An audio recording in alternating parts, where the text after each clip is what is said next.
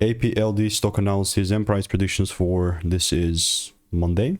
Is applied digital stock a buy? I'm going to be breaking all of it down in this brief short 1 minute video. Now, I am the only guy in the space having done 43,000 videos over 5 years and documented everything, so I have seen what's making me money and what's not, and just genuinely looking at applied stock.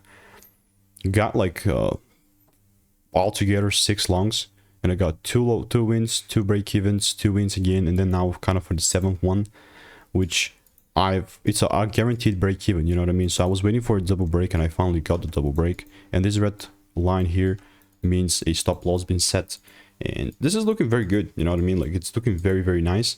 I have quite a bit of freaking receipts in the Discord regarding APLD. You know what I mean? So right now, if the price doesn't sort of like mitigate the stop loss zone, then I'm probably going to be taken out. But let's see what's going to happen, you know, because I'm not going to assume. I'm also going to react to whatever the price is going to give me. So let me know what is your opinion. This is actually me just very bullish on APLD.